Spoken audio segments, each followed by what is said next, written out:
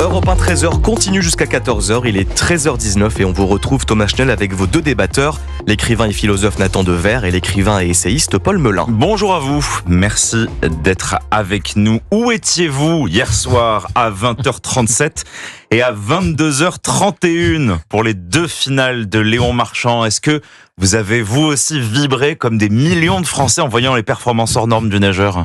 Moi, j'ai vibré sur mon téléphone parce que j'étais en plateau sur CNews chez votre excellent confrère Elliot Deval. Donc, je pouvais pas regarder. Ça aurait pas été sérieux de ma part alors que je parlais de sujets infiniment sérieux si j'étais en train de sauter de joie sur mon téléphone. Mais le sport est quelque chose de très sérieux tout de même. Ah oui, vous avez raison. Mais là, sérieux triste, c'était ce qui m'occupait à la télé. Nathan Dever.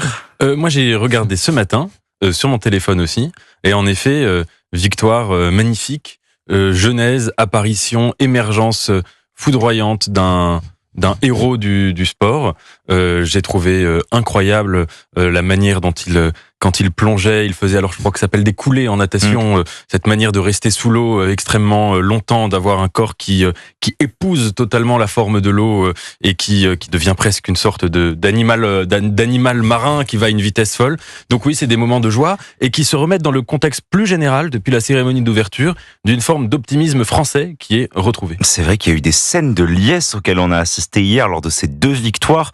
Dans les rues, les gens sortaient, les passants s'arrêtaient devant les cafés qui retransmettaient les images de ces deux finales, 200 mètres brasse, 200 mètres papillon. Des scènes comme seul le football nous en avait fait connaître jusque-là. On avait le sentiment qu'on avait gagné la finale.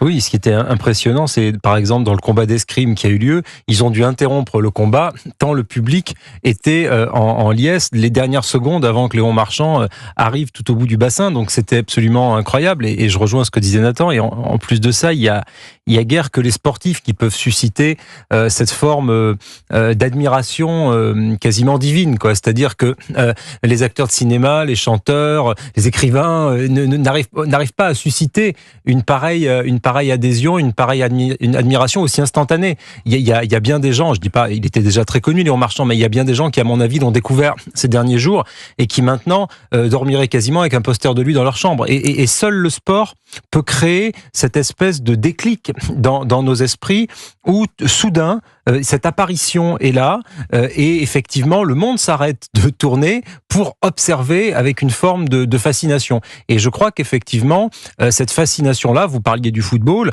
elle existe avec des footballeurs qui sont des idoles contemporains, mais avec un nageur, avec un sportif dans un sport individuel, je trouve que la personnification est encore plus puissante, c'est-à-dire qu'on l'observe vraiment avec un engouement, avec un enthousiasme qu'on voit rarement ailleurs. Le héros, c'était votre mot, Nathan Dever, c'est le héros dont les Français avaient besoin, Léon Marchand?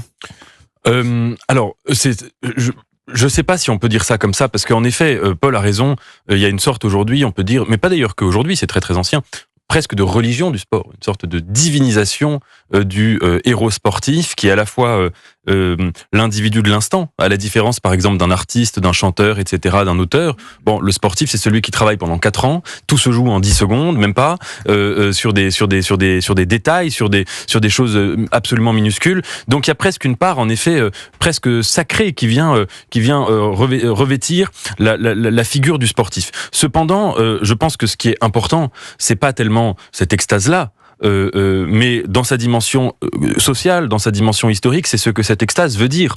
La victoire de 98 à la Coupe du Monde, c'est pas seulement la victoire d'une équipe de foot, c'est la victoire aussi, la célébration d'un modèle de société, de cette France black blanc beurre, chiracienne, etc.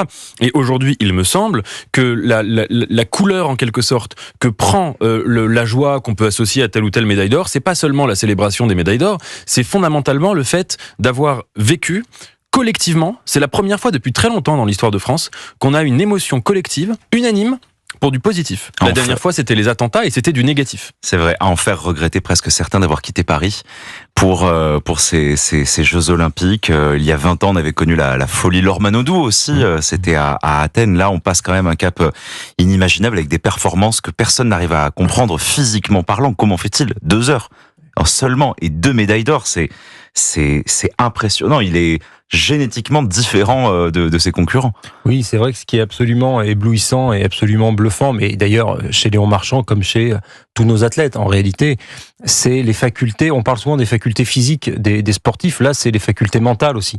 C'est, vous savez, une des premières choses que vous disent ces sportifs de très haut niveau quand vous parlez avec eux de leur succès, ils vous disent j'étais dans ma bulle, et ils se mettent dans une forme de bulle, ils se coupent du monde, je sais même pas, ça requiert quand même une force mentale très importante, ils font fi justement d'une bonne partie de ce que nous vivons, à savoir la cérémonie d'ouverture, etc. Même si, bien sûr, ces éléments extérieurs peuvent avoir une incidence sur leur performance sportive, parce qu'ils vivent pas complètement dans une bulle, ce serait pas humain, mais quand même, je pense, surtout dans les sports individuels, où c'est vraiment un combat entre soi et soi-même, finalement, avec ses propres records, avec ses propres faiblesses, avec ses propres forces, il y a une vocation, si vous voulez, vraiment d'une très grande puissance, je pense, mentale, psychique, pour en arriver là, et c'est peut-être ce qui, moi, me fascine le plus dans la personnalité des sportifs de haut niveau, et c'est souvent une des premières questions que je leur pose quand je les rencontre, parce que je trouve ça proprement fascinant.